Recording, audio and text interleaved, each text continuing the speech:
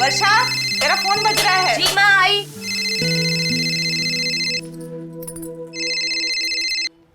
Hello जी, मैं उनकी पत्नी वर्षा बोल रही हूँ।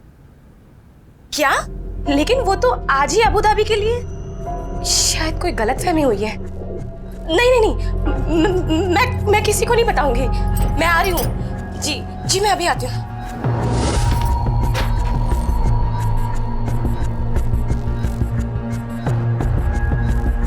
आई, मैं अभी आती हूँ।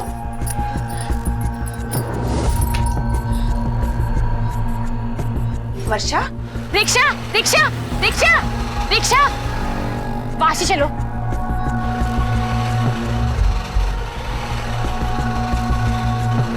जल्दी चलो ना नाना।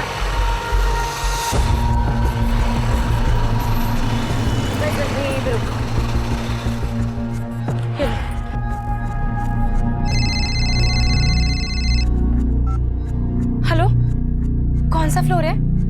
जी जी मैं अभी आती हूँ।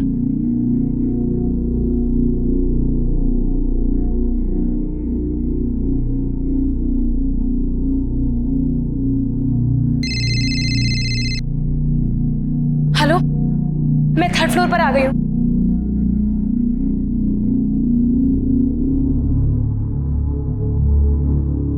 हाँ हाँ, मैं आती हूँ।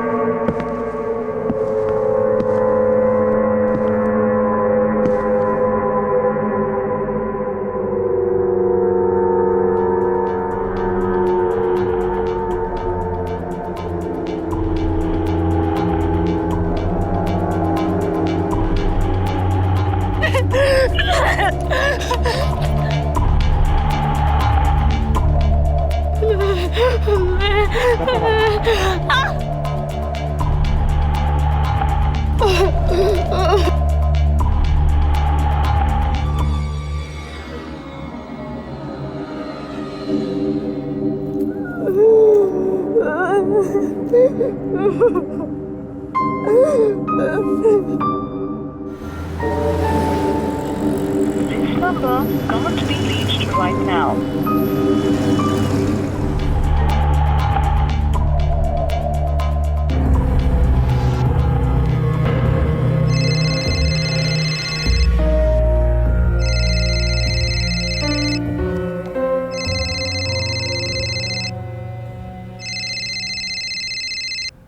आप कहाँ हैं?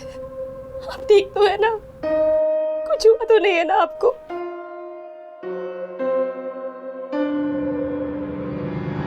क्या? Abu Dhabi? लेकिन आप तो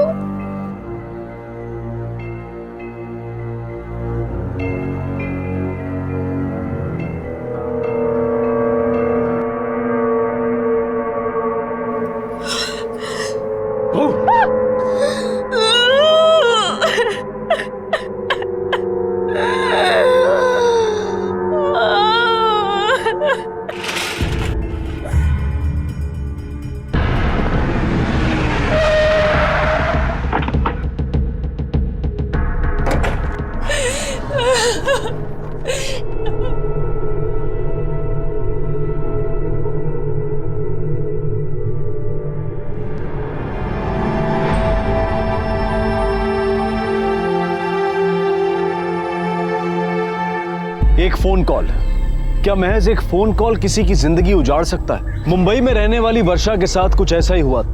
एक अनजान शख्स उसे कॉल करता है, उसे सुनसान जगह पर बुलाकर उसे सेक्सुअली एक्सप्लॉइट करता है और उसके बाद वर्षा अपने आप को खत्म कर लेती है। वर्षा की आत्महत्या ने कई सवालों को जन्म दिया था।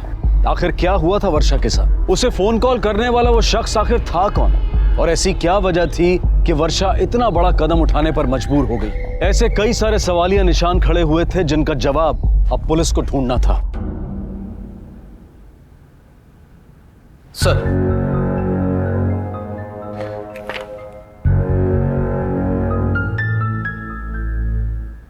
सर ये वर्षा वानखेड़े के पोस्टमार्टम रिपोर्ट्स हैं। सर रिपोर्ट्स के मुताबिक सुसाइड के कुछ घंटे पहले उसके साथ शारीरिक संबंध बनाए गए थे। रेप केस की कोई पॉसिबिलिटी है? नहीं सर, रिपोर्ट्स के मुताबिक तो ऐसा कोई जोर जबरदस्ती का मामला नहीं बनता, क्योंकि शरीर पे ना ही कोई खरोंच के निशान है और ना ही कोई जख्म। लेकिन सर मुंह पर चॉकलेट के कुछ अंश पाए गए हैं। शायद एक्स्ट्रा मैरिटल अफेयर का केस है। हो सकता है सर। उसके घर वालों से कुछ पता चला? कुछ खास नहीं सर, लेकिन उसका पति संजय उसी दिन अबू धाबी के लिए निकला। वर्षा उसे छोड़ने गई थी एयरपोर्ट तक और वो घर आकर खाना बना रही थी और उसे एक फोन आया और जल्दी जल्दी बिना किसी को बताए निकल गई। फोन रिकॉर्ड्स है उसके? ये सर, ये रहे। इस पर्टिकुलर एक नंबर से 2-3 बार फोन है और इसी नंबर पे वर्षा ने भी कॉल बैक किए थे। किसका नंबर है? सर ये कोई राम श्रीवास्तव नाम का आदमी है। वर्षा वानखेड़े? मैं किसी वर्षा वानखेड़े को नहीं जानता साहब। ये नंबर आपका ही है? देखिए। हाँ, नंबर तो मेरा ही है, लेकिन साहब मेरा फोन तो चोरी हुआ है। कब? कल। और साहब मैंने पुलिस में कंप्लेंट भी कराई थी। एक मिनट साहब, ये देखिए पुलिस कंप्लेंट की कॉपी। कहाँ से चोरी हुआ आपका मोबाइल? इसी दुकान से साहब। आपका फोन चोरी हुआ और आपने उसे ब्लॉक नहीं करवाया? पहले मुझे लगा कि गलती से कोई ले गया है, आकर वापस दे देगा, लेकिन साहब जब रात तक खबर नहीं मिली तो मैंने मेरा नंबर ब्लॉक करा दिया। सीसीटीवी कैमरा है आपके यहाँ? नहीं साहब। सर राम श्रीवास्तव ने आज ही सुबह मोबाइल चोरी की रिपोर्ट दर्ज कराई थी। हमने उसके आसपास के दुकानदारों से भी बात की तो उन्होंने बताया कि पूरा दिन अपने दुकान में ही था। उसके पति के साथ बात हुई? हाँ सर, वो आज ही मुंबई वापस आया है। हमने अबू धाबी में क्रॉस चेक किया, वहां पर एक इलेक्ट्रिशियन का काम करता है। वारदात के दिन वहीं पर था सर। हो सकता है ये काम वो किसी और के हाथ से भी करवा सकता है। सर अब तक जो इन्फॉर्मेशन मिली है उसमें ऐसी कोई बात नहीं है। वर्षा बहुत ही सिंपल लड़की थी और अपनी शादी से बहुत ही खुश थी। अक्सर जो ऊपर दिखता है जरूरी नहीं वही सच हो। कुछ ना कुछ तो ऐसी बात है जो हमें दिखाई नहीं दे रही, वरना मालाड में रहने वाली वर्षा किसी अनजान से मिलने वाशी के मॉल क्यों जाएगी? सर और एक बात, वर्षा की सास ने बताया कि घर में लगभग 15,000 रुपए रखे थे, वो गायब है। उसका किसी पे शक? नहीं सर। वर्षा को एक कॉल आता है, वो अलमारी से 15,000 रुपए लेके घर से भागे भागे निकल जाती है, वाशी के मॉल पहुंचती है, वहां किसी के साथ शारीरिक संबंध बनाती है, घर आके सुसाइड करती है। शायद उसे कोई ब्लैकमेल कर रहा था। लेकिन सर वर्षा जैसी आम औरत को कौन और किस लिए ब्लैकमेल करेगा, वो भी महज 15,000 रुपयों के लिए? 15,000 रुपए और सेक्सुअल एनकाउंटर भी।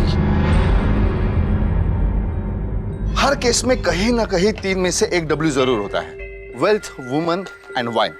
मुझे इस केस में वुमन वाला डब्ल्यू लग रहा है।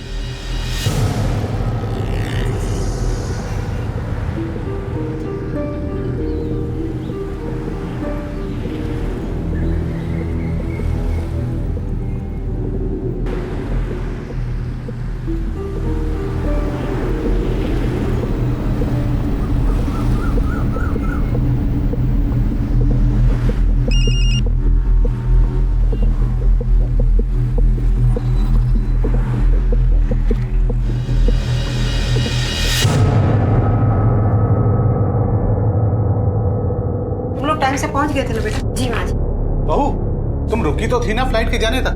नहीं पिताजी, वो चेकिंग के लिए अंदर गए तो बस मैं 15 मिनट में निकल आई थी। अब तक तो फ्लाइट चली गई होगी। बेटा तुमने उससे कहा है ना कि पहुंचने के बाद तुरंत फोन करे। माँ जी आपने खुद भी तो कितनी बार कहा था, मैंने कह दिया था उनसे। बहू जी माँ जी। तुम्हारा फोन बज रहा है। हेलो? क्या? लेकिन वो तो दुबई। Hello hello?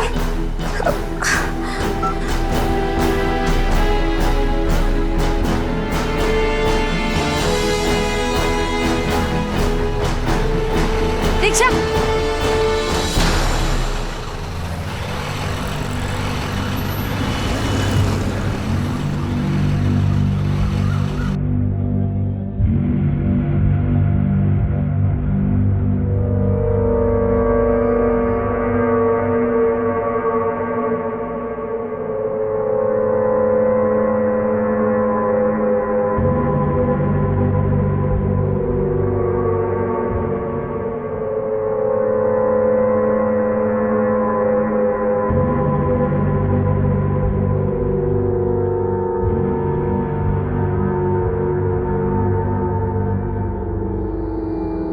बाकी सब तो ठीक है। हाँ हाँ, नेक्स्ट वीक की डॉक्टर की अपॉइंटमेंट भी ले ली है। नहीं बाबा, मैं उन्हें खुद लेकर जाऊंगी डॉक्टर के पास। अच्छा सुनो, वो मुझे तुमसे कुछ कहना था।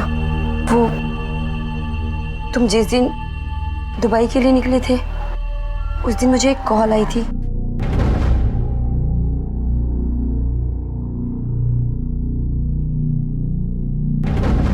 मैं ये सब तुम्हें पहले ही बताना चाहती थी, लेकिन हेलो हेलो, तुम सुन रहे हो ना?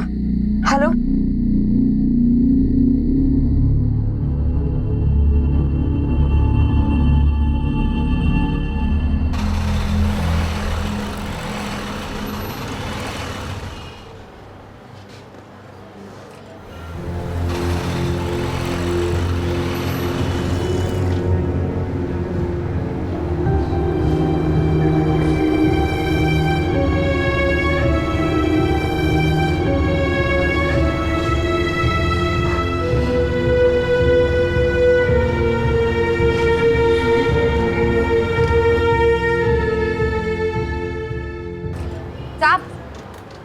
साहब मेरी मदद कीजिए। जी बोलिए।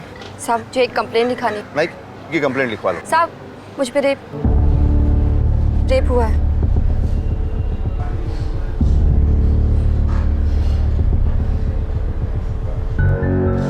किसने किया? एक पुलिस ऑफिसर ने।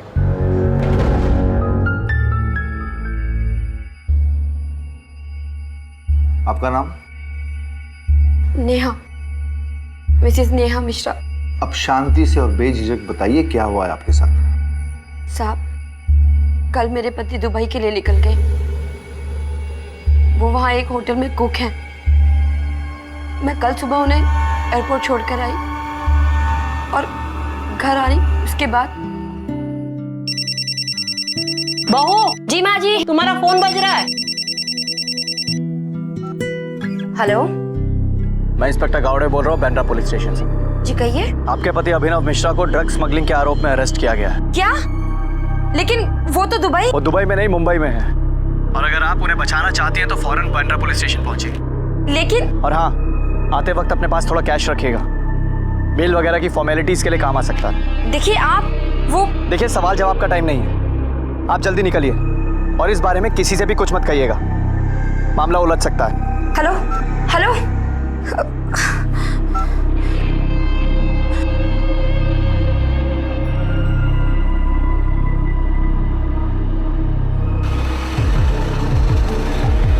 रिक्शा भैया, बैंड्रा जल्दी चलिए।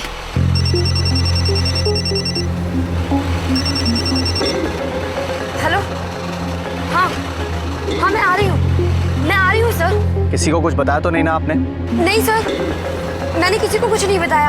आप बस मेरे पति को इस केस से निकाल दीजिए। वो इस तरह के इंसान नहीं है। जरूर कुछ गलतफहमी हुई है सर। हाँ देखते हैं, आप जल्दी पहुँच। जी सर, मैं बस 20-25 मिनट में पहुंचती हूँ। जी सर, ओके। भैया प्लीज जल्दी चलाइए ना।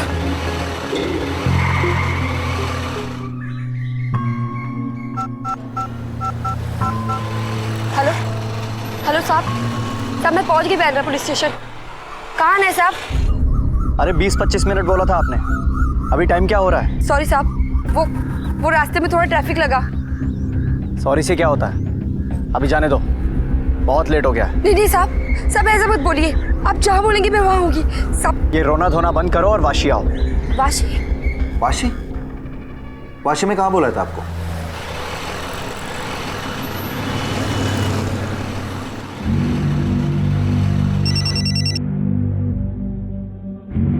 हेलो, हाँ सर मैं पहुंच गई हूँ, लेकिन आप कहाँ पर हैं? सामने एस्केलेटर दिख रहा है? हाँ उससे फर्स्ट फ्लोर आ जाओ।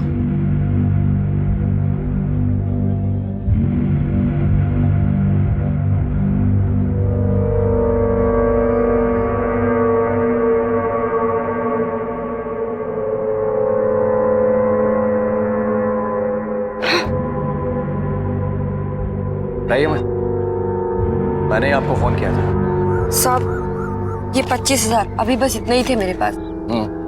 मेरे पति कहाँ हैं? वो ऐसे इंसान बिल्कुल भी नहीं है साहब। लगा ही था मेरे को भी। मैं उसको पहली बार देखा तो मुझे भी वो बंदा सीधा ही लगा था। मैडम, ये आपका मोबाइल दो जरा। मोबाइल? मोबाइल क्यों? मैं ये सब जो कुछ भी कर रहा हूँ ना, अनऑफिशियली कर रहा हूँ, वो भी इंसानियत के नाते, आपकी मदद करने के लिए। शरीफ लोग हैं ना आप लोग। कहीं ये सब में आपने मेरा वीडियो निकाल लिया, फोटो वोटो क्लिक कर लिया तो? मैं ऐसा क्यों करूंगी? आपने हम पे मेहरबानी की हमारी मदद करके। अरे वो सब छोड़ो मैडम, मोबाइल लाओ। लेकिन साहब, बोला ना मोबाइल लाओ। पैसे लाओ। साहब ये तो बताइए उन्हें कहाँ लेकर गए हैं? वो छूट तो जाएंगे ना इस सब मामले से? कम से कम एक बार मेरी बात तो करा दीजिए उनसे। जरूर उनके खिलाफ किसी ने साजिश की है। पता नहीं वो कैसे फंस गए इस सब मामले में। वो ये सब ड्रग व्रग से तो बहुत दूर रहते हैं। एकदम सीधे टाइप के इंसान है साहब, बिल्कुल शरीफ। साहब जरूर कोई गलतफहमी हुई है साहब। देखो मैडम, आपके पति को अरेस्ट तो किया गया है ना, और वो भी रेड हैंडेड। आप चाहे ना मैडम तो अपने पति को अभी बचा सकती हैं। कैसे? बस मुझे खुश करना है। फिर आगे क्या हुआ? साहब मैंने साफ इनकार कर दिया, लेकिन मैं बहुत डर गई थी साहब। अपने लिए नहीं, अपने पति के लिए। लेकिन मैं तुम्हें एक... क्या हो रहा है इधर? इधर आना मना है। मॉल का सिक्योरिटी वाला था ना वो? हाँ, पर उस इंस्पेक्टर ने उसे कुछ कहा और वो वहां से चला गया।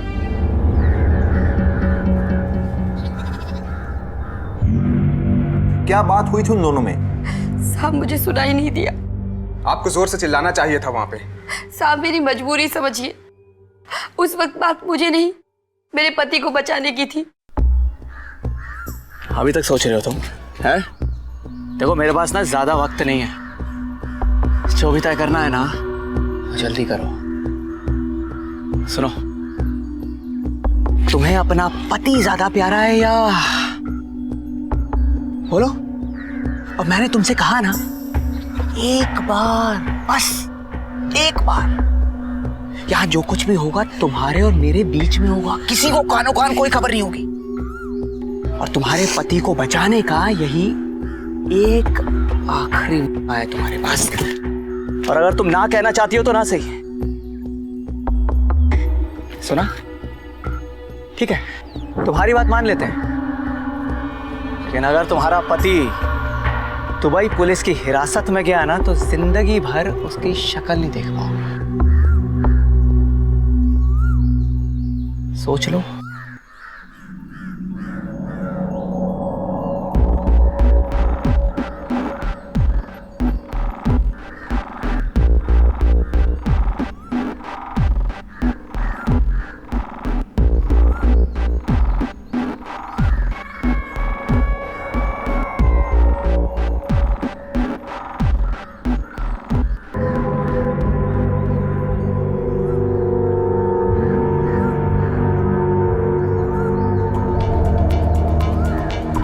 स्नेहा, संभालिए अपने आप को। ये लीजिए। फिर क्या हुआ? क्या बताऊं साहब, उस कमीने ने मुझे और फिर कुछ देर बाद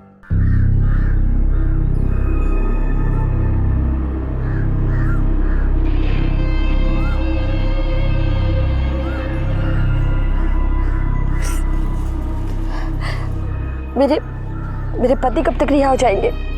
चिंता मत करो, बहुत जल्दी तुम्हारा पति तुम्हारे पास घर पहुंच जाएगा। किस्मत वाला है तुम्हारा पति। अरे नहीं नहीं, मेरे कहने का मतलब है कि जिसकी पत्नी अपने पति की रिहाई के लिए इतनी बड़ी कुर्बानी दे दे तो वो पति किस्मत वाला हुआ ना।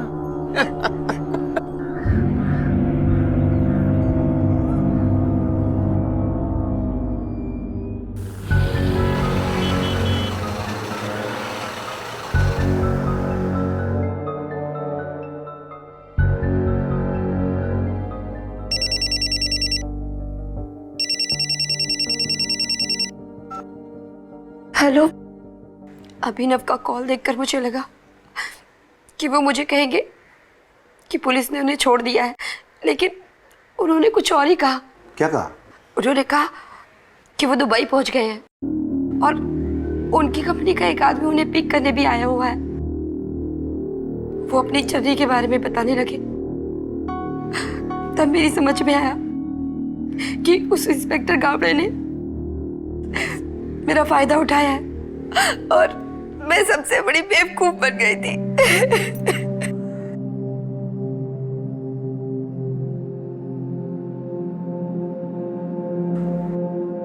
इन्हें पता ले जाइए चेकिंग के लिए।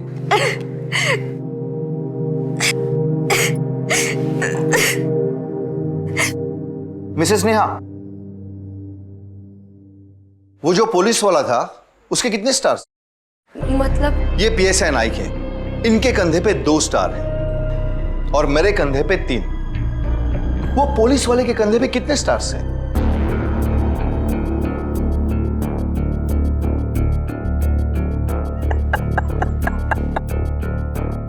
साहब 3 स्टार्स। ठीक है, अब जा सकती है। नहीं साहब। रेप किया तू?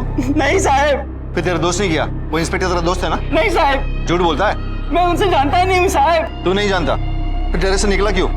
उससे पैसे लिए तूने? नहीं साहब, वो तो बोले। क्या है? वर्दी में यहाँ पुलिस वाला खड़ा है, दिखता नहीं तेरे को? लेकिन साहब वो मालूम है वहाँ पे क्या चालू है? मालूम है?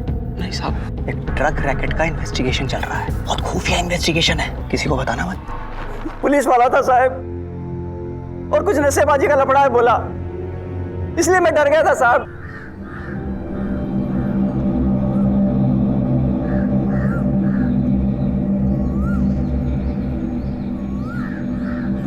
सर, वर्षा के मोबाइल का भी लास्ट लोकेशन यही मॉल था और वारदात दिन उसका हस्बैंड फॉरेन गया था, वो भी गल्फ कंट्री में सर। एग्जैक्टली। चांसेस है कि दोनों ऑफेंस एक ही आदमी ने की। Right sir. एक काम करो, मिसेस नेहा को इंस्पेक्टर गावड़े ने कौन से नंबर से कॉल किया था उसका पता लगाओ। Okay sir.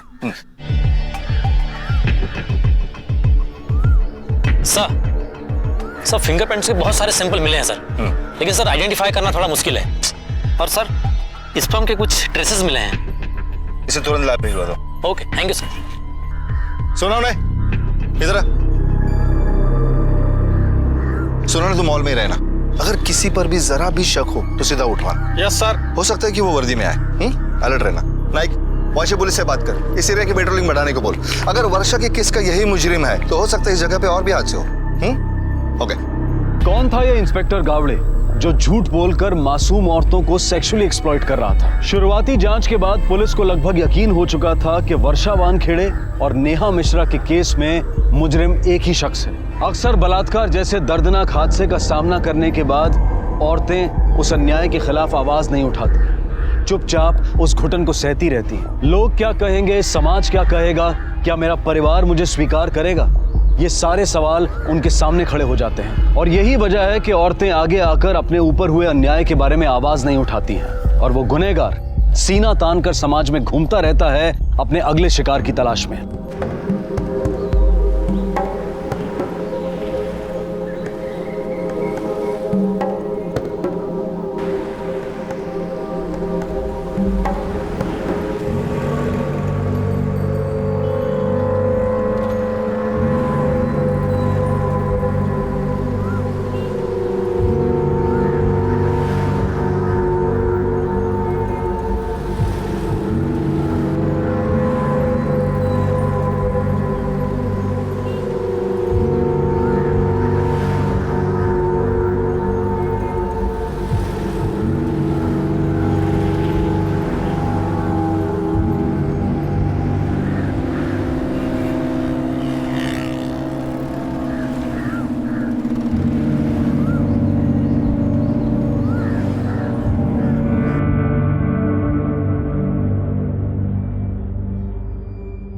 नहीं साहब, इनमें से तो कोई नहीं है। ये उन तमाम पुलिस इंस्पेक्टर्स की तस्वीरें हैं जिनके नाम गावड़े हैं। आपने एक पुलिस इंस्पेक्टर पर बलात्कार का इल्जाम लगाया है। शुक्र है कि अभी तक ये न्यूज मीडिया तक नहीं पहुंची, वरना डिपार्टमेंट की इमेज की धज्जियां उड़ने में वक्त नहीं लगेगी। लेकिन साहब इनमें से कोई नहीं है। अतरे सर, अपने स्केच आर्टिस्ट को बुलाओ। सर। मैडम अब भूलिया बताइए, हमारा आर्टिस्ट उस इंस्पेक्टर गावड़े की स्केच बना देगा। जी सर। नहीं कि ये नेहा का जो आखिरी कॉल आया था उसका कुछ पता चला? सर कोई लड़की है, हमारी कांस्टेबल उसे लेके आती होगी।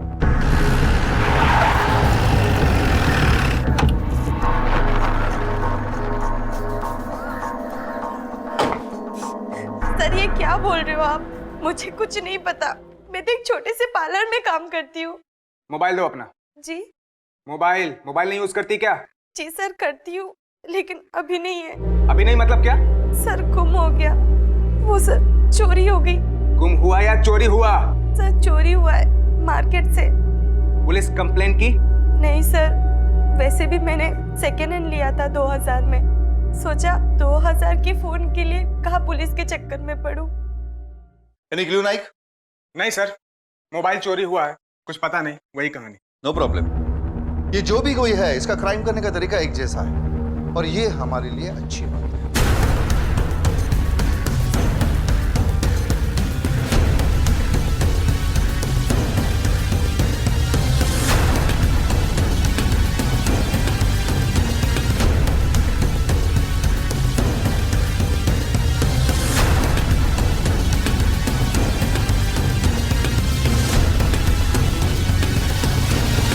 हो गया स्केच? जी सर। क्या ये आदमी है वो? जी साहब। अदरे सर, इसकी कॉपीज निकालकर हर पुलिस स्टेशन भेज देना। सर हमारे स्केच आर्टिस्ट का बनाया हुआ स्केच महाराष्ट्र पुलिस डेटाबेस में हमने चेक किया। इस नाम का, इस चेहरे का कोई भी ऑफिसर सर्विस में नहीं है। मतलब ये पुलिस वाला नहीं है, बस वर्दी पहनकर मासूम औरतों को फंसा रहा है। सर एक बात और, उसे कैसे पता चलता है कि किस औरत का पति ट्रेवल करने वाला है? और वो फोन भी तभी करता है जब औरत का पति फ्लाइट में होता है और फोन बंद होता है और औरत अपने पति से बात भी नहीं कर सकती। नहीं, ये जो भी है उसे हमें जल्द से जल्द पकड़ना पड़ेगा। आखिर ये डिपार्टमेंट की इज्जत का सवाल है।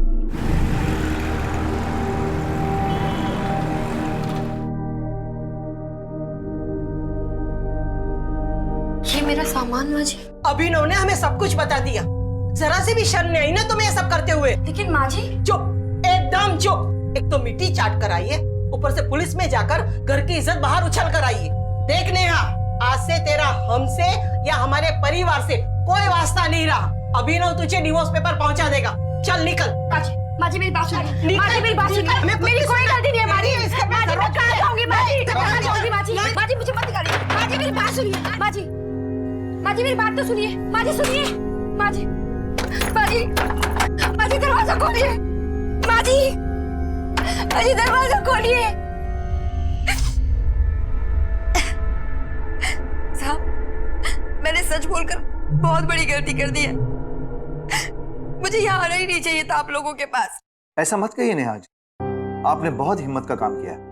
अगर आज आप आवाज नहीं उठाती तो हमें खबर कैसे मिलती, कैसे ढूंढ पाते उस मुजरिम को? आपको अंदाजा नहीं है कि आप कितनी जिंदगियां बचाने वाली हो। लेकिन साहब मेरी जिंदगी, उसका क्या? और उन्हें अंदर भेजो। देखिए नेहा, सुबह जब आपके साथ कॉल पे बात हुई थी तभी मुझे अंदाजा हो गया, इसीलिए मैंने आशा जी को यहाँ बुला के रखा है। आइए आशा जी। आशा जी ये नेहा है। नेहा जी इनकी एक संस्था है जो आप जैसे औरतों को सपोर्ट करती है। हौसला रखिए नेहा जी, हम सब लोग आपके साथ हैं और मैं आपसे ये वादा करता हूं कि मैं आपके पति के साथ बात करूंगा और उनकी सोच बदलने की पूरी कोशिश करूंगा। पर नेहा अपने सच बोलने की कीमत चुका रही थी। उसका पति एक बहुत ही कमजोर इंसान था जो सच्चाई का सामना करने से डर रहा था। पुलिस ने नेहा को एक वुमेन्स हॉस्टल में भर्ती होने में मदद की, लेकिन नेहा और वर्षा का गुनहगार अब भी खुलेआम घूम रहा था। रिक्शा, अरे भैया वाशी चलोगे क्या? जल्दी चलो।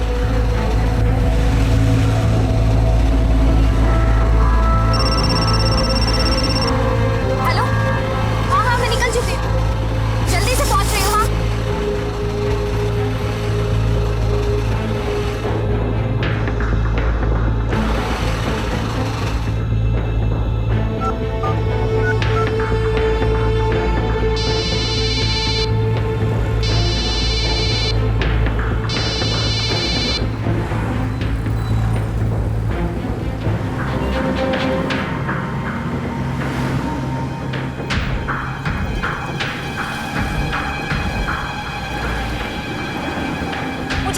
से मिलना है। कौन साहब? इंस्पेक्टर बावड़े।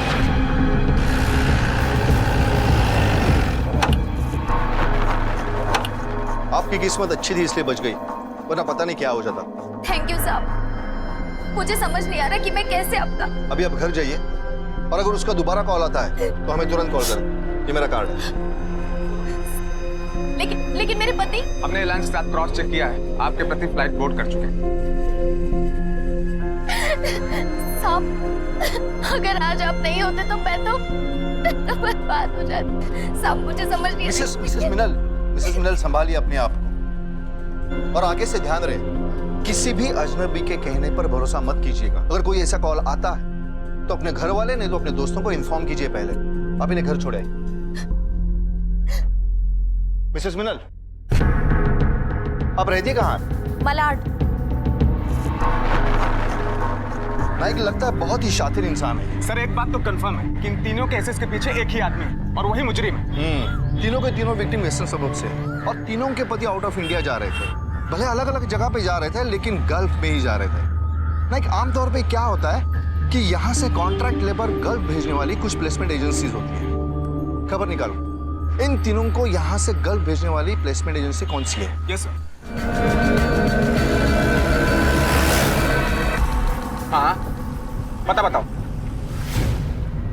सर आपका शक सही निकला, इन तीनों को गल्फ भेजने वाली एक ही एजेंसी है, इसके प्लेसमेंट्स। कहाँ है ये? सर नागर दास रोड अंधेरी ईस्ट। नहीं सर, मैं क्यों इस तरह से अपना ही बिजनेस बर्बाद करूंगा? हमारे यहाँ एनरोल किए गए हुए कैंडिडेट्स की इंफॉर्मेशन हम किसी से भी शेयर नहीं करते सर। फिर ये इन्फॉर्मेशन बाहर कैसे गई? पता नहीं सर। ऐसे कैसे पता नहीं? यहाँ दिन दहाड़े औरतों की इज्जत लूटी जा रही है। एक औरत ने तो अपनी जान भी दे दी है और आप कहते आपको पता नहीं? भगवान कसम साहब, मुझे सचमुच में कुछ भी पता नहीं है। मैं 25 साल से इस बिजनेस में हूँ, आज तक हमारे यहाँ ऐसा कुछ भी नहीं हुआ है सर। जरूरी नहीं है 25 साल में जो नहीं हुआ वो अब ना हो। जिनकी बीवियों को कॉल गए वो सब लोग आपकी एजेंसी से भेजे गए। अब मैं क्या बोलूं सर? कुछ मत बोलिए और अपने स्टाफ से पूछिए सब कौन कर रहा है, वरना सबको अंदर डाल के पूछताछ करनी पड़ेगी। और अंदर की पूछताछ बात से नहीं हाथ से होती है, जानते हो ना? अरे तुम मेरी बात क्यों नहीं सुन रहे हो? मैंने कितनी बार बोला सुहाग स्टेशनरी से ही कागज फोटोकॉपी करवाना है। देखो दूसरे दुकान से लाते हो ना तो मुझे बराबर पता चलता है। नौकरी चाहिए ना, दुबई तो जाना है ना, तो जाओ सुहाग स्टेशनरी से ही फोटोकॉपी करवा के लाओ, जाओ। मैडम ऐसा क्या खास है सुहाग स्टेशनरी में जो आपने उसको फोटोकॉपी के लिए उधर ही भेजा? नहीं वो बस सिर्फ परसेंटेज तय हुआ था हमारा और कुछ नहीं साहब। नहीं सर, एजेंसी ओनर को कुछ पता नहीं है। मैंने बहुत प्रेशर डाला, लगता है स्टाफ में से कोई है। पता नहीं सर, स्टाफ पे मुझे कोई खास शक करने जैसा नहीं लगा। अगर इस ऑफिस में से कोई नहीं है तो कोई तो इस ऑफिस से जुड़ा है जिससे इस ऑफिस की पूरी खबर जाती। सर एक जगह है, कदम आगे से यूटर्न ले।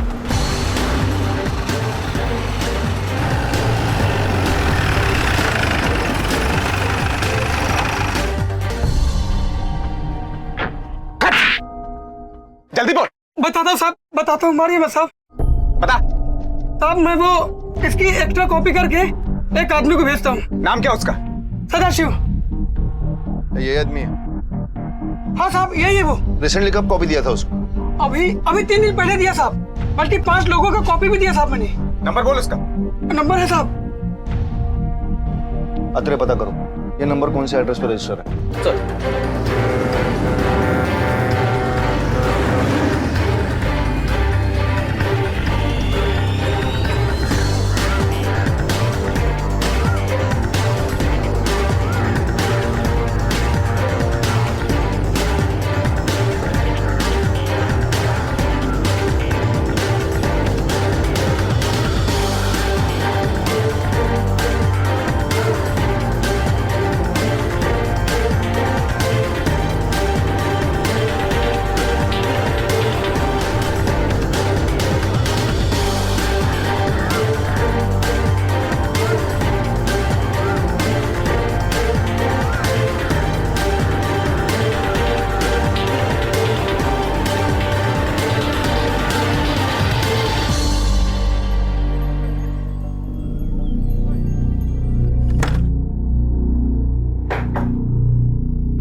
टिफिन दो।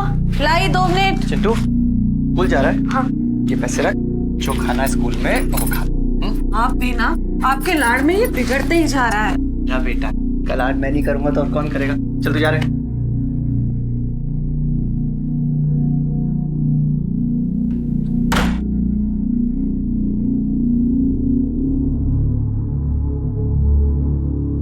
देखो मोबाइल की हालत देखो क्या हो गई है। बीच बीच में एकदम से बंद पड़ जाता है। मुझे नया मोबाइल लाके दो ना। हाँ, अगली पॉलिसी बिकने दे, लाके देता हूँ। नमस्ते भाभी। नमस्ते जी, कहिए। मैं ट्रेवल इंश्योरेंस एजेंट हूँ। आपको ट्रेवल इंश्योरेंस कराना है? अरे मैं भी ट्रैवल इंश्योरेंस एजेंट ही हूँ। अभी पॉलिसी निकालना है तो मैं खुद जाके नहीं निकालूंगा अपने फैमिली का। अरे आप कहाँ जा रहे हैं इंश्योरेंस निकलवा के? कहीं नहीं रहा हूँ, सिर्फ इसे बता रहा हूँ। देखिए भाई साहब, आपको किसी ने गलत बता दिया है। हम कहीं नहीं जा रहे हैं। और तुम्हें बोला किसने कि हम कहीं बाहर जा रहे हैं? हाँ, किसने भेजा तुम्हें? इंस्पेक्टर गावड़े साहब।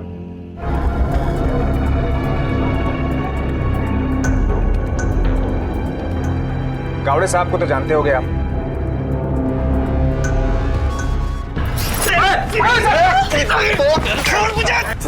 चल दिखा। अरे कहाँ लेके जा रहे हो इनको?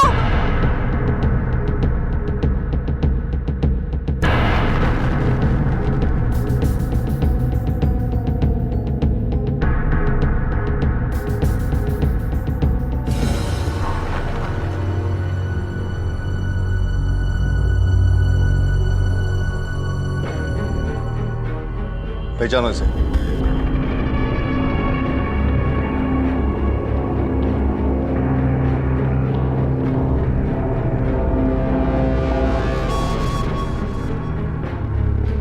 माइक, कैब दे।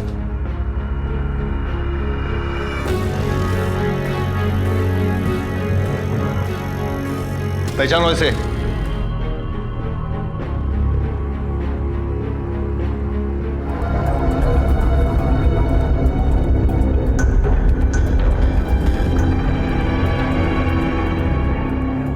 हाँ साहब, ये वो हैवान। इसने मेरी जिंदगी बर्बाद कर दी। इस कमीने को छोड़ूंगी मैं आज। इस जैसे हैवान की वजह से पता नहीं कितनी लड़कियों की जिंदगी बर्बाद हो चुकी है। बोल, ये सब क्यों किया तुमने? बोलता है कि नहीं? मेरी बीवी को 1000 बार बोला कि थोड़ा अच्छे से रहने का, सुंदर दिखने का, लेकिन नहीं सुनती कि नहीं थी। जब मैं किसी की खूबसूरत बीवी को देखता छोटा था मुझे इधर, उसे पाना चाहता था मैं। क्या गलत किया है? कुछ गलत नहीं किया, कुछ गलत नहीं किया।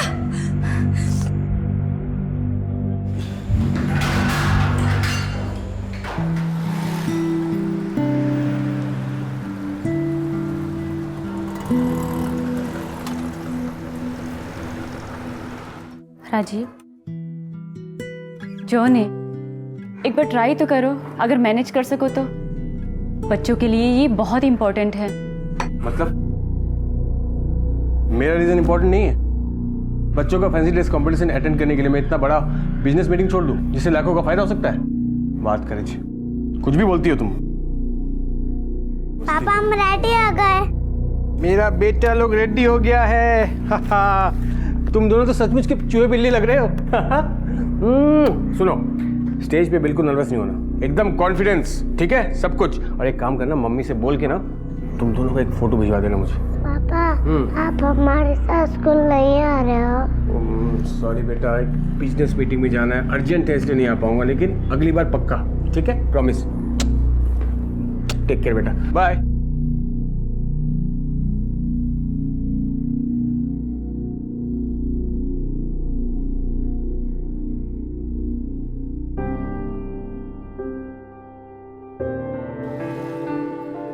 राजीव और मेरी दोनों की नज़रों में वक्त बहुत कीमती है। फर्क बस इतना है कि वो वक्त की कीमत पैसों से तोलते हैं और मैं छोटी छोटी खुशियों से। बच्चों को बहलाने का कोई ना कोई बहाना ढूंढ ही लेती हूँ मैं, लेकिन खुद को बहलाने का अब तक कोई बहाना नहीं मिला मुझे। घर के बाकी सारे काम निपटाने में पूरा दिन बिता देने के बाद एक वक्त ऐसा आता है जब लगता है कि कोई बस हाथ भर ही पकड़ ले। क्या कर रही हो? सो जाओ। 3 प्रेजेंटेशन और बनाने मुझे। Don't disturb me.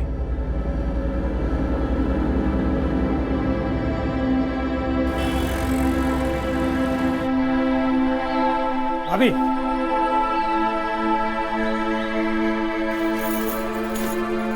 तुम्हारी इतनी हिम्मत, मैं अभी सबको तुम्हारे बारे में बताती हूँ। अरे भाभी, वो गलती से हाथ फंस गया था। भाभी, आप तो इतने पुराने ग्राहक हो, मैं ऐसा कर सकता क्या? जब औरत के अकेलेपन की खबर बाहर निकलती है तो अकेलेपन के सिवा और भी बहुत कुछ होता है जिसका सामना उसे करना होता है, वो भी अकेले। क्या है?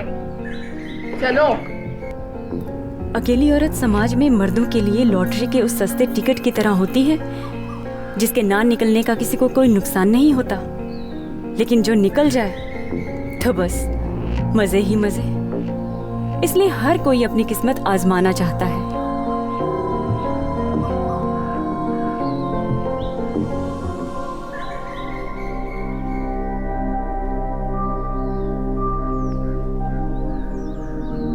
रिलैक्स।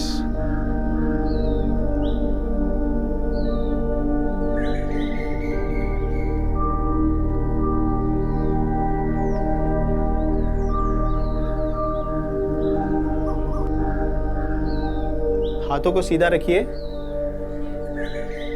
बॉडी को ढीला छोड़ दीजिए एंड फील। ये क्या कर रहे हैं आप? दूर हटिए मुझसे। तुम्हारी हिम्मत कैसे हुई मुझे छूने की? तो ये सब करने आती हैं आप यहाँ? आपका पति आप पर ध्यान नहीं देता तो इसका मतलब ये नहीं है आप किसी पर भी टूट पड़े। चली जाइए यहाँ से, गेट आउट। लोग यहाँ पर मन की शांति लेने आते हैं और तुम्हें देखो पति से इच्छाएं पूरी नहीं होती इसलिए मुझे लुभा रही हो। चली जाओ यहाँ से, जाओ यहाँ से। इतनी सारी लेडीज जाती है वहां, इतने सालों से चल रहा हुआ सेंटर, आज तक कभी कुछ सुना नहीं। तुम्हारे साथ ही क्यों करेगा वैसा वो? अरे मैंने तो लगे चित तुमने इशारा किया होगा। वैसे भी मुझसे घर से तुम उब चुकी हो ना। ये तुम क्या कह रहे हो राजीव? अरे क्या गलत कह रहा हूं मैं? सारे दिन तो बोलती रहती हो तुम कि मैं उब चुकी हूं, मुझे कहीं घुमाने नहीं ले जाते, मैं पिक्चर नहीं ले जाते। पर ये सब तो बहाना है। तुम्हें ना बाहर के लोगों पे इंटरेस्ट आ गया बस। सच बोल रहा हूं ना मैं? अब मूर्ति की तरह क्यों खड़ी हो? बोलो। तुमने सब कुछ बोल दिया ना, तो मैं क्या बोलूं?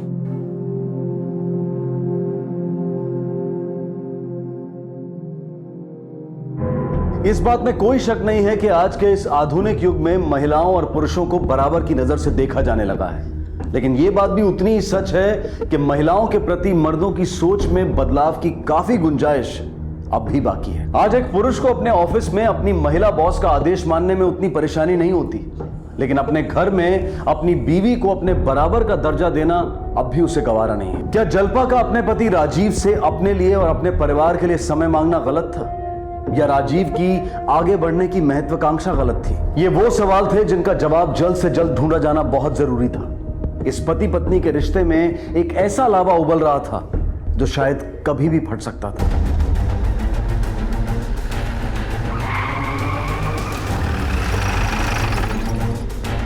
लाशों को पोस्टमार्टम के लिए भेज दो। लाश को सबसे पहले किसने देखा था? साहब, सबसे पहले मैंने देखा था।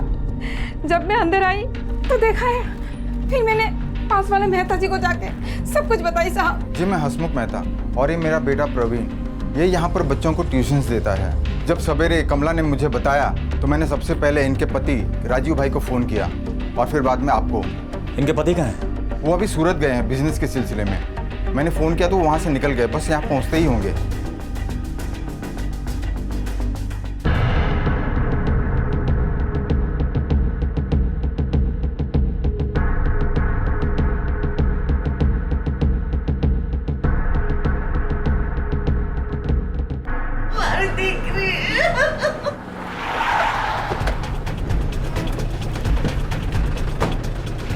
परमार, एक काम करो, आस पड़ोस के लोगों से पूछ के देखो, शायद किसी को कुछ मालूम है। सर तुम मेरे साथ।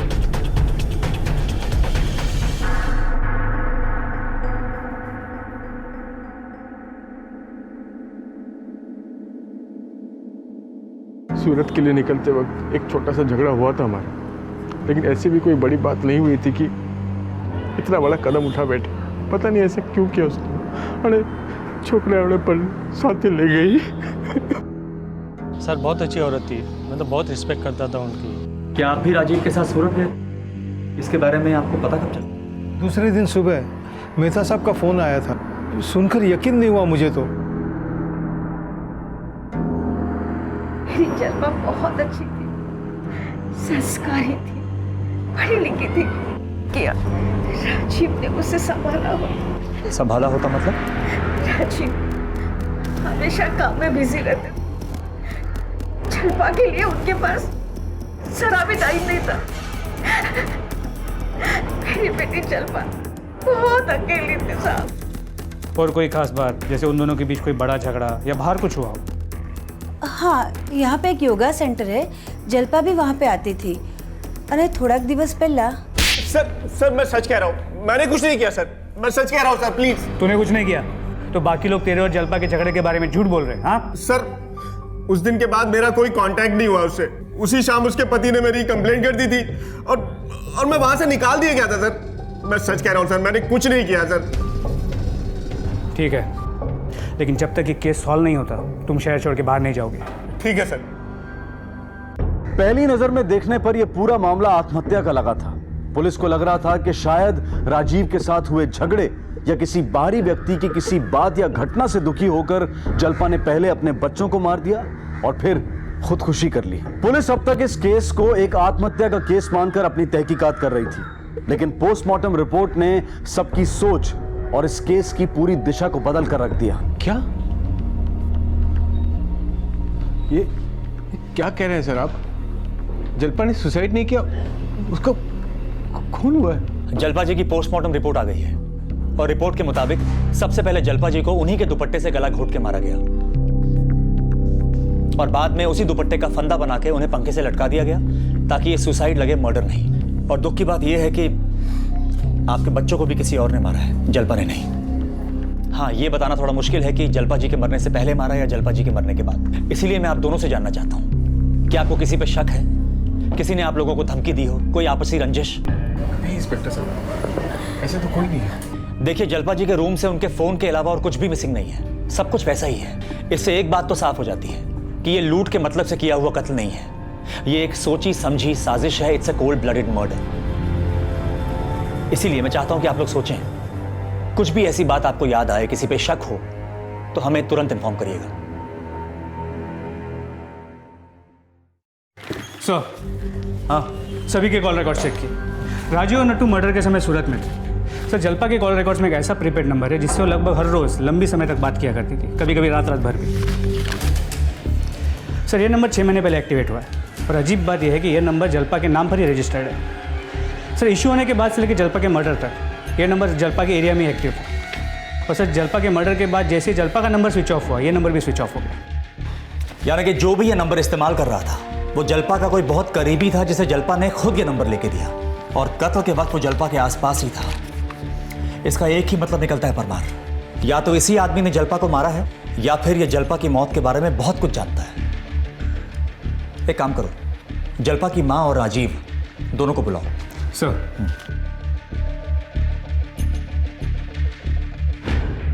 आप ही समझाइए मुझे, ये कैसे पॉसिबल है मिस्टर राजीव कि आपकी पत्नी पिछले 6 महीनों से रात में घंटों किसी से बातें करती थी, लेकिन उस शख्स के बारे में आपको कुछ मालूम ही नहीं है कि वो आदमी था या औरत? सर, मेरा विश्वास कीजिए, मैं सच बोल रहा हूँ।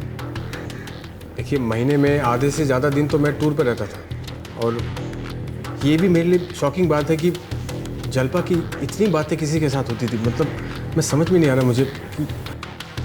साहब, वो रति का नंबर हो सकता है।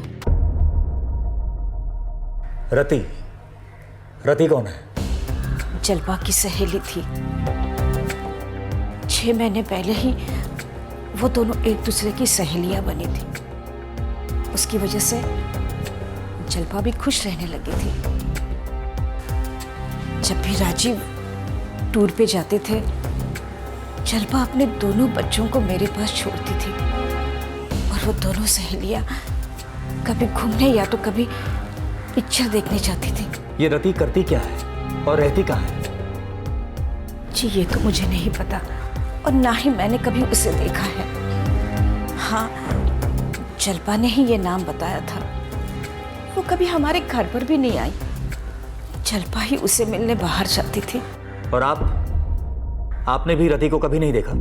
हाँ, अब याद आया सर, जल्पा ने मुझे भी बताया था उसके बारे में कि उसकी एक सहेली बनी है, लेकिन उससे ज़्यादा कुछ बताया नहीं और मैंने भी पूछा नहीं, तो ठीक से मुझे भी याद नहीं आ रहा था।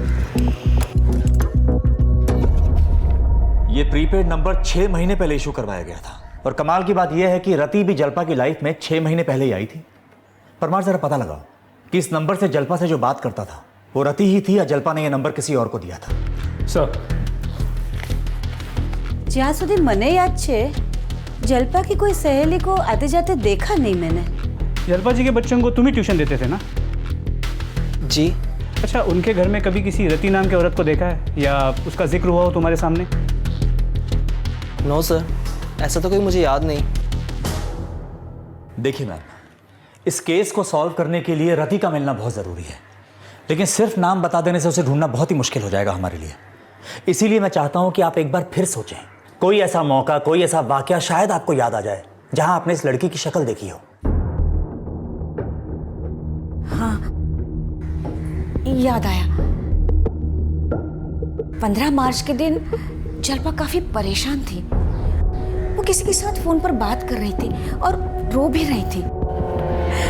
तुम्हारे सिवा कौन है मेरा? तुम मुझे ऐसे नहीं छोड़ सकते। प्लीज मेरी बात तो सुनो। जब वो इतना रो रही थी तो आपने उससे पूछा नहीं कि किससे बात करके इतना रो रही है? मैंने उससे बाद में पूछा भी था। नहीं माँ, ऐसी कोई बात नहीं है। मेरी सहेली रति है ना, उसके घर में कुछ प्रॉब्लम है तो। मगर उस बात को उसने टाल दिया। इतने कॉन्फिडेंस के साथ कैसे बोल सकती हैं कि उस दिन 15 मार्च ही था? उस दिन मेरा जन्मदिन था और जल्पा मुझे मिलने मेरे घर पर आई थी। अच्छा मैम, थोड़ा और सोच के बताइए कि आपको जरा सा भी अंदाजा है कि उस समय टाइम क्या हुआ होगा? करीब 5 या 5:30 बजे होंगे। परमार जरा चेक करो 5 से 6 के बीच में क्या एक्टिविटी हुई है। सर जी सर, 15 मार्च शाम 5:20 से 6 बजे तक जल्पा उसी प्रीपेड नंबर से बात करें और कोई कॉल नहीं है। Thank you very much ma'am, आप जा सकती हैं। परमार, ये रति नाम की पहेली उलझती चली जा रही है। कुछ समझ में नहीं आ रहा, हम ही से कुछ छूट रहा है या फिर कोई हमसे कुछ छुपा रहा है।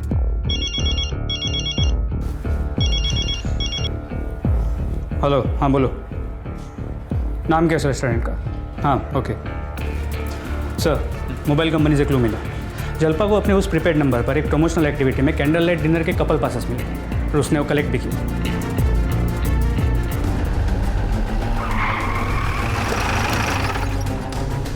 सर, ये पास यूज़ हुआ था, मगर किसने यूज़ किया ये बता पाना मुश्किल है। मोबाइल कंपनी ने अपने विनर्स के लिए कुछ पास इशू किए थे। हमने इन्हें चेक करके एंट्री तो दे दी, लेकिन किसी का रिकॉर्ड हमारे पास नहीं है। एक काम करिए, मुझे उस दिन की सीसीटीवी फुटेज दिखाइए। हाँ। थोड़ा आगे फॉरवर्ड करिए। Stop stop stop stop. यहां से प्ले करो।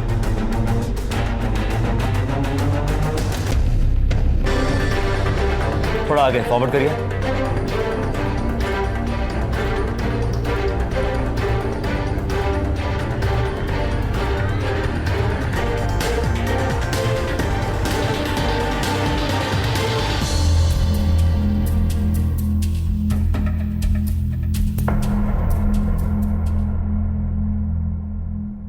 चलो, कम से कम एक जरूरी बात तो पता चली कि जल्पा की लाइफ में 6 महीने पहले जो नया दोस्त आया था वो कोई लड़की नहीं बल्कि लड़का था।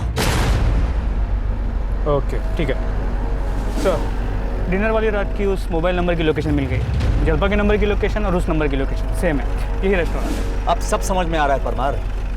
जल्पा इस आदमी से 6 महीने पहले मिली और जल्पा ने अपने नाम से एक प्रीपेड नंबर इशू करा के इस आदमी को दिया ताकि इससे बात कर सके और घर वालों के सामने पकड़ी ना जाए। इसीलिए जल्पा ने घर में सभी को यही कहा कि उसकी नई दोस्त एक लड़की है रति नाम। परमार, एक काम करो, मुझे इस जल्पा और राजीव इन दोनों की पूरी कुंडली चाहिए। Bank account details, credit card details, कोई ट्रांजैक्शन हुई है उसकी details, and most important in दोनों में से किसी का कोई भी पुराना चक्कर या अफेयर अगर हो तो बाहर निकालो। ट्रिपल मर्डर का ये उलझा हुआ केस और उलझता जा रहा था। पुलिस अब तक रति नाम की जिस महिला को ढूंढ रही थी, असल में वो महिला नहीं बल्कि पुरुष निकला। जल्पा के उस प्रीपेड सिम की गुत्थी अब तक अनसुलझी थी, जिसे जल्पा ने खुद अपने नाम पर लेकर किसी और को दे दिया था। लेकिन जांच के दौरान पुलिस के हाथ एक अहम सुराग लगा, जो अब तक के इस पूरे घटनाक्रम में सबसे ज्यादा चौंकाने वाला था।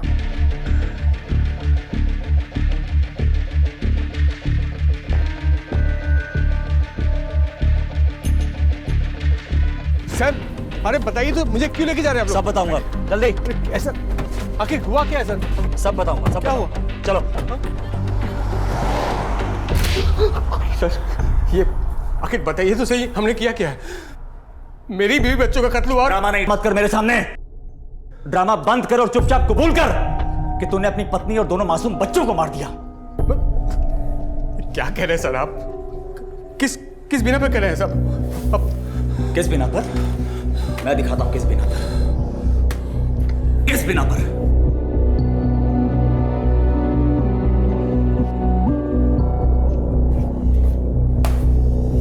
अपने आप को बहुत शातिर समझता है तू? हाँ, तुझे क्या लगा था कि तू चुपचाप निकल जाएगा और तुझे कोई पकड़ भी नहीं पाएगा? पहले बहुत ही शातिर तरीके से अपनी पत्नी को मारा, उसके बाद एटीएम गए, वहां शान से पैसे निकाले और लौट गए। मैं आखिरी बार पूछ रहा हूं, चुपचाप अपना जुर्म कबूल करता है या तेरी और खातिरदारी करूं? मैं मानता हूं सब कि मैं उस रात सूरत से बड़ौदा वापस आया था, लेकिन जब मैं घर पहुंचा तो जल्पा की लाश पंखे से लटक रही थी। भला अपनी पत्नी को और बच्चे को मैं क्यों मारूंगा सर? मैं बताता हूं तू अपनी पत्नी और बच्चों को क्यों मारेगा। क्योंकि तू ये बात जान चुका था कि तेरी पत्नी के जीवन में जो नया दोस्त आया वो कोई रति नाम की औरत नहीं थी बल्कि एक मर्द था। ये बात तुमसे बर्दाश्त नहीं हुई और इसीलिए तुमने बेदर्दी से अपनी पत्नी और दोनों मासूम बच्चों को मार दिया। नहीं सर, मैंने ऐसा कुछ नहीं किया सर। मैं अपने परिवार को अपने हाथों से क्यों मारूंगा सर? आप मेरा यकीन कीजिए सर। लेकिन हाँ सर, मुझे एक बात का पता चल गया था सर। जल्पा का अफेयर था समीर के साथ। क्या? समीर? हाँ सर, समीर। कॉलेज के दिनों से लवर था उसका। ट्रांसफर होकर अहमदाबाद से बड़ौदा आया था। जल्पा ने मिलाया भी था उससे मुझे, घर भी आता जाता था। एक दिन जब मैं टूर से लौटा तो मैंने देखा। अरे बेटा, पढ़ाई कर रही हो? आजा। अरे संजू यहाँ सो रहा है सोफे पे। क्यों, मम्मी कहाँ है? मम्मी ऊपर है समीर अंकल के साथ। हाँ? समीर अंकल के साथ ऊपर है। एक मिनट बेटा, तुम पढ़ाई करो, पापा भी है।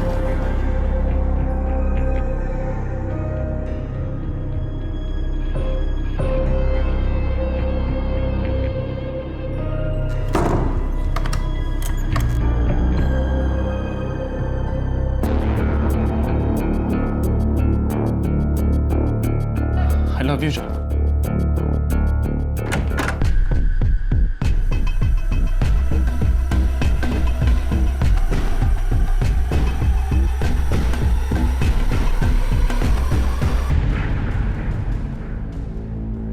उस वक्त बच्चों की वजह से चुप रह गया मैं, लेकिन बाद में जब उससे बात करने की कोशिश की तब भी उसने अपनी गलती मानने के बजाय मुझे ही दोषी ठहराया। जब भी टूर के लिए मैं बाहर जाता तो वो बच्चों को अपनी मम्मी के घर छोड़कर समीर से मिलने चली जाती। अगर वो घर होती तो समीर आ जाता उससे मिलने। ये सब बातें मुझे बच्चों से पता चलता। कई बार अचानक टूर से वापस लौटा मैं ताकि रंगे हाथों उन दोनों को पकड़ सकूं, लेकिन होशियार हो गए थे तुम। और इतना सब कुछ हो जाने के बाद भी जब तुम्हारी पत्नी जल्पा ने समीर के साथ अपना रिश्ता नहीं तोड़ा तो तुमने उसे मारने का फैसला कर लिया। और इस घिनौने काम में तुम्हारा साथ दिया तुम्हारे इस अकाउंटेंट नट्टू ने। नहीं साहब, नहीं, मुझे तो ये सब कुछ पता ही नहीं था। उस दिन सूरत में पता चला था पहली बार। राजीव भाई मार्केट से थोड़ा जल्दी लौट गए थे होटल को, और मैं सारा काम पटा के रात में होटल पहुंचा तो देखा कि अरे राजीव भाई, आपने तो बहुत पी रखी है। बोलो मने, क्या हुआ? जल्पा, नट्टू का जल्पा धोखा दे रही मुझे। चक्कर चल रहा है उसके एक आदमी के साथ, अभी भी उसके साथ, इसलिए मेरा फोन नहीं उठा रही है। शू को राजीव भाई? मैं अभी बड़ौदा जाकर दोनों को खत्म करके आता हूँ। राजीव भाई अभी आप नशे में हैं। बात बिगड़ जाएगी राजीव भाई, रात बहुत हो चुकी है। हाँ, कल सुबह जाएंगे। आप सो जाइए, आप सो जाइए राजीव भाई, सो जाइए, आप सो जाइए। हाँ, और इसीलिए कत्ल के वक्त तुम्हारे फोन की लोकेशन बड़ौदा की बजाय सूरत दिखा रही थी, राइट? सर, नशे की वजह से होश नहीं था मुझे। भूत चढ़ गया था मेरे दिमाग में कि जलपा और समीर एक साथ होंगे और मुझे बड़ौदा जाकर उन दोनों को मार डालना है। इसलिए नट्टू काका के जाने की थोड़ी देर बाद मैं होटल से निकला, टैक्सी पकड़कर बड़ौदा।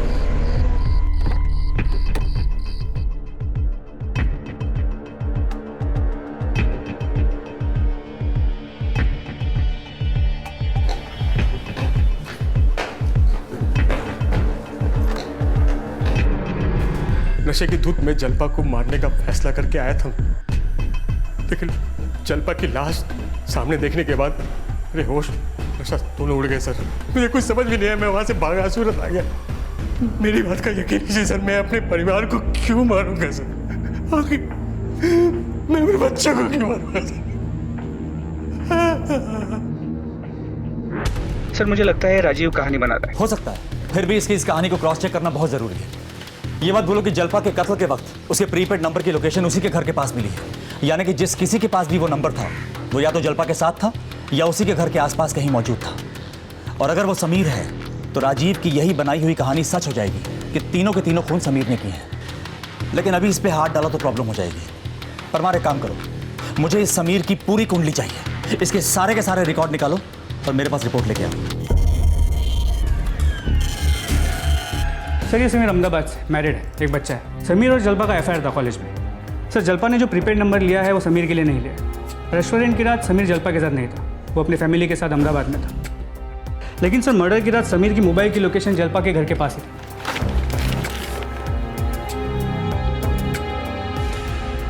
उठा के लाओ उसे।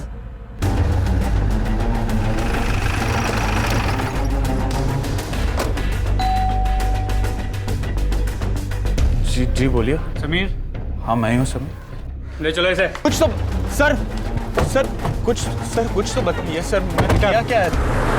नहीं नहीं नहीं सर, ये बात बिल्कुल भी झूठ है। मैं और जलपा सिर्फ एक अच्छे दोस्त थे, इसके अलावा हमारे बीच में और कुछ भी नहीं था सर। लेकिन राजीव का कहना है कि उसने तुम दोनों को बेडरूम से निकलते हुए रंगे हाथों पकड़ा है। उस दिन मैं जलपा को उसके घर उसे मिलने गया, उसे बेडरूम में भी लेके गया, उसे फिर से प्रपोज भी किया था। हमारे बीच जो कुछ भी था वो पास था, लेकिन अब तुम भी शादीशुदा हो। लेकिन जलपा तुम ही कह रही थी ना कि तुम्हारे और राजीव के बीच में कुछ ठीक नहीं चल रहा। हाँ कहा था, लेकिन सिर्फ एक अच्छे दोस्त की तरह। इसलिए नहीं कहा कि मुझे तुमसे कोई उम्मीद है। समीर तुम्हारा एक अच्छा हंसता खेलता परिवार है। तुम इस 2 पल की खुशी के लिए उसे दांव पे क्यों लगाना चाहते हो? तुम नहीं जानते कि एक परिवार के टूटने का दर्द क्या होता है। जलपा हूं तो मैं बहुत प्रेम करूं, मैं तुम्हारे लिए अपने परिवार को भी छोड़ दूंगा जलपा। आई लव यू जलपा। छोड़ मुझे समीर।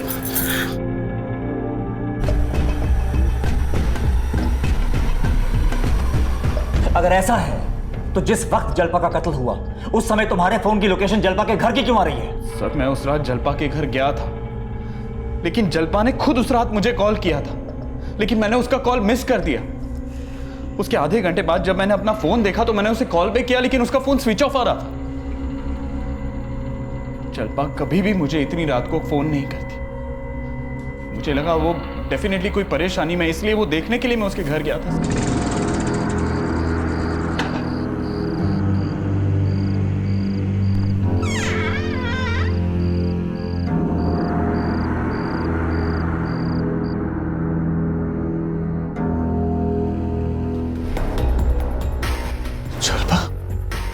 मैं बहुत ही डर गया, मैं कोई और परेशानी में नहीं पड़ना चाहता था। जलपा ऑलरेडी मर चुकी थी, इसलिए पुलिस को कांटेक्ट करने की वजह मैं खामोश रहा सर। क्या जलपा को कभी किसी और के साथ देखा था या कभी किसी के बारे में जिक्र किया उसने, या जलपा से जुड़ी हुई ऐसी कोई बात जो तुम्हें अजीब लगी हो? एक बात है सर, पिछले महीने मैं और जलपा कॉफी के लिए मिले थे। जलपा वॉशरूम के लिए गई थी, तब तब उसके फोन पर बार बार किसी अननोन नंबर से कॉल आ रहा था।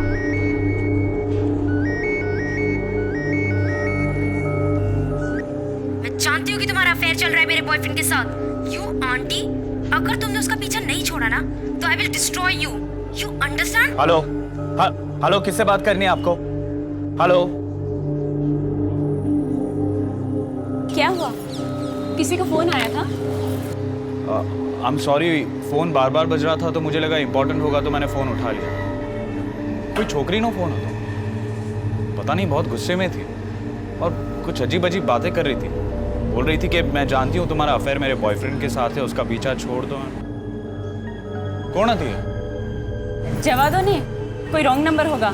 सर मैंने उसकी बात मान भी ली थी, लेकिन उसके बाद मुझे जल्पा कुछ परेशान सी लगी सर। किस दिन की बात है? पिछले महीने की 1 तारीख थी सर, क्योंकि उसी दिन मुझे सैलरी मिलती है, तो ऐसे ही ट्रीट देने के लिए मैंने जल्पा को बुला लिया। ऑफिस के बाद मिले थे सर हम, तो शायद 5 साढ़े 5 की बात है सर। ये केस एक ऐसी पहेली बनता जा रहा था जिसे सुलझाने की हर कोशिश इसे और उलझाती जा रही थी। पहले रति, फिर खुद जल्पा का पति राजीव और उसके बाद उसका करीबी दोस्त समीर। वो सभी लोग शक के घेरे में आ चुके थे जिनका जल्पा के साथ किसी भी तरह का कोई रिश्ता था। और अब इस कड़ी में एक और इंसान जुड़ गया था, ये अनजान लड़की, जिसका जल्पा के साथ सीधा सीधा कोई रिश्ता नजर नहीं आ रहा था, लेकिन इसने जल्पा को फोन करके धमकी दी थी। सर, जिस लड़की ने जल्पा को फोन किया था उसने एक जनरल स्टोर में लगे पीसीओ से फोन किया था। लकीली उस स्टोर में सीसीटीवी कैमरा था जिसकी फुटेज में हमें वो लड़की मिल गई है। स्टोर के ओनर ने भी उस लड़की को पहचान लिया। पास ही की बिल्डिंग में पीजी में रहती है। पिछले महीने की 1 तारीख को शाम 5 बजे तुमने पीसीओ से जल्पा शाह नाम की एक औरत को धमकी भरा फोन किया था। क्यों? अभी सिर्फ 2 महीना हुआ है मुझे गांधीनगर से यहाँ शिफ्ट हुए। कोचिंग के कुछ फ्रेंड्स के अलावा मैं किसी को जानती ही नहीं, तो कॉल कैसे करूँगी? हमने वहाँ की सीसीटीवी फुटेज चेक की। तुम्हारे पहले और तुम्हारे बाद वहाँ पे किसी भी लड़की ने फोन नहीं किया। अब बताओ। 1 महीना हो गया है, इसलिए मुझे ठीक से याद नहीं है, बट आई एम श्योर मैंने किसी फ्रेंड को कॉल किया होगा। तुमने कहा कि यहाँ तुम 2 महीने पहले आई थी, क्यों? कोचिंग, पीसीएस की तैयारी कर रही हूँ। अच्छा। जी हाँ, कोचिंग ज्वाइन करनी थी, इसीलिए यहाँ शिफ्ट होना पड़ा। तुम्हारे बॉयफ्रेंड का नाम क्या है? मेरा कोई बॉयफ्रेंड नहीं है। प्रवीण? जी मैं हसमुख मेहता, और ये मेरा बेटा प्रवीण। ये यहाँ पर बच्चों को ट्यूशन्स देता है। मिस्टर मेहता का बेटा, वही जो जल्पा के बच्चों को ट्यूशन पढ़ाने जाता था? Yes sir. और सर ये रहे आंशी के कॉल रिकॉर्ड्स। इससे साफ पता चलता है कि बड़ौदा में उसका सिर्फ एक कॉन्टैक्ट था, उसका long distance boyfriend Praveen. Anshi ने जिस बॉयफ्रेंड से जल्पा को दूर रहने के लिए कहा था वो हो ना हो ये प्रवीण ही है। सर ये प्रवीण के कॉल रिकॉर्ड्स, इसकी मोबाइल की लोकेशन और जल्पा ने लिए हुए प्रीपेड नंबर की मोबाइल की लोकेशन एग्जैक्टली सेम रही है। और जिस रात जल्पा का मर्डर हुआ उसकी मोबाइल की लोकेशन जल्पा के घर के आसपास ही थी।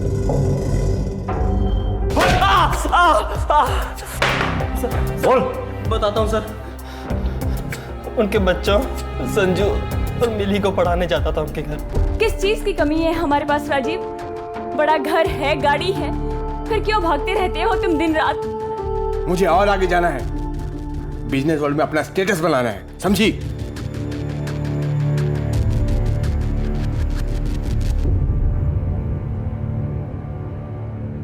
मैंने उन्हें देख लिया था कि वो अकेली हैं, उन्हें किसी की ज़रूरत थी सर, तो मुझे लगा कि उनकी ज़रूरतें पूरी कर कर मैं अपनी ज़रूरतें पूरी कर सकता हूँ, तो मैंने उनके करीब जाने की कोशिशें की।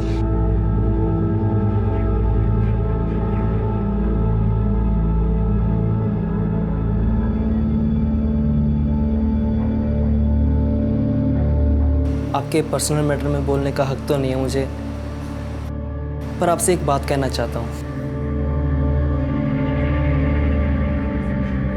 जब आप रोती हैं ना तो मुझे बिल्कुल अच्छा नहीं लगता।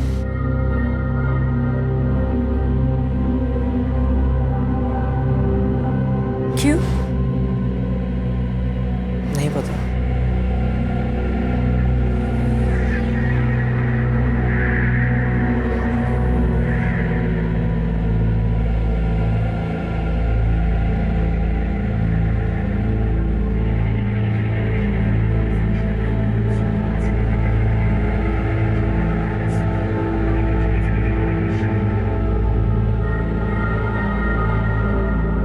मैं जानता था कि जलपा जी की जरूरत सिर्फ इमोशनल है, उन्हें सिर्फ प्यार चाहिए था।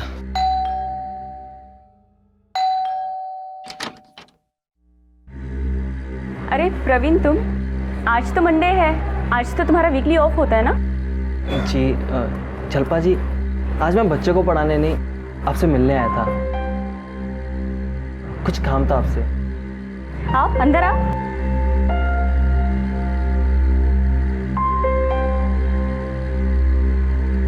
जलपा जी, मुझे नहीं पता मैं क्या कर रहा हूँ, क्यों लाया आपके लिए रोज। मुझे इसके बदले में कुछ नहीं चाहिए, आप बस इसे एक्सेप्ट कर दो, दैट्स ऑल।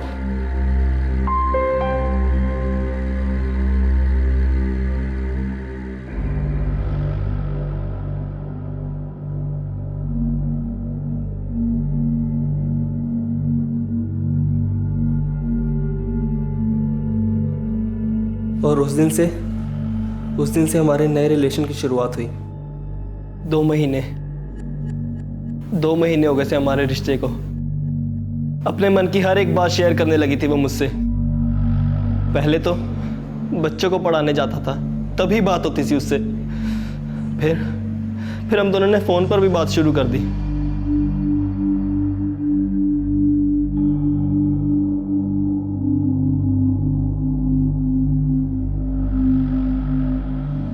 मेरा सिम कार्ड पापा के नाम पर था, तो मुझे डर लगता था कि पापा को पता ना चल जाए।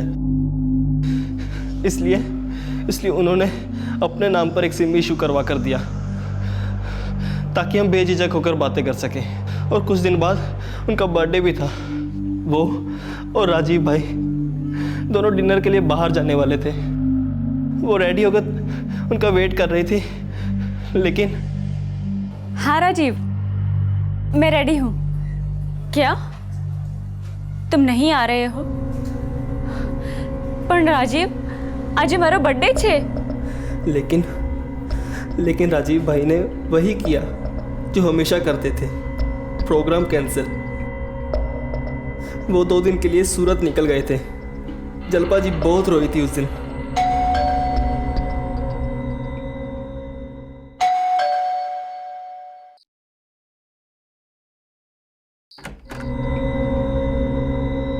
प्रवीण, तुम इस वक्त यहाँ?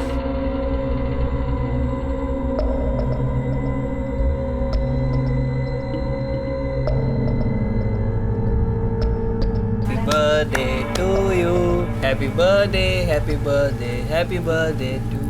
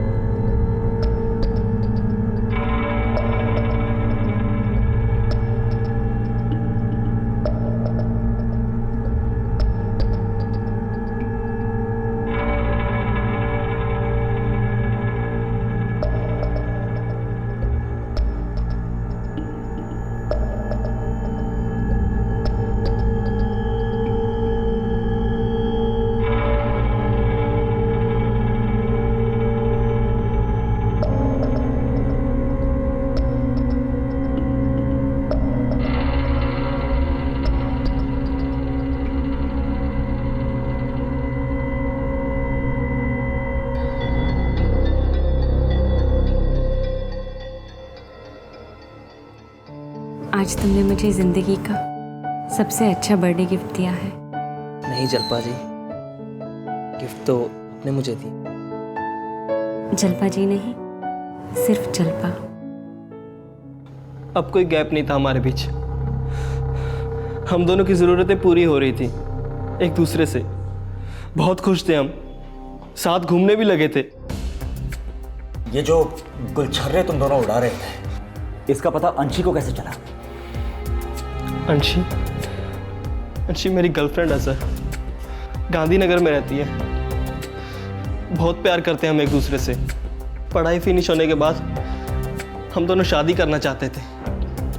महीने में 1-2 बार मिलने भी जाता था सर मैं उससे।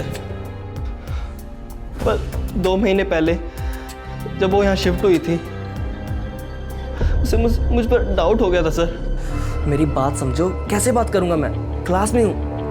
अरे करता हूँ ना मैं फ़ोन आपको। I love you too, bye bye, बाद में फ़ोन करता हूँ, बाय बाय। किससे बात कर रहे थे? वो तो फ्रेंड था एक। क्या हुआ तुम्हें? और ये आजकल तुमने 2-2 फोन रखना भी शुरू कर दिया।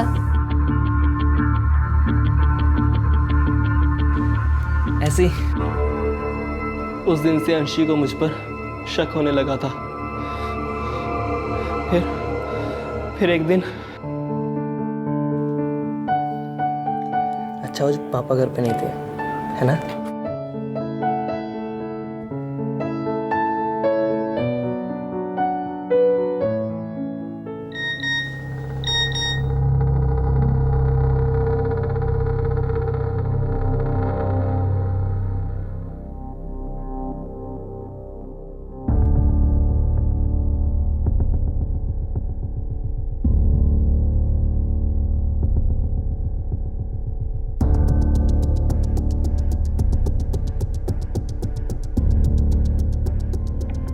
मैंने उसे ये कहकर बहला लिया कि जलपा जी ने मुझे सिंपैथी के लिए फंसाया था।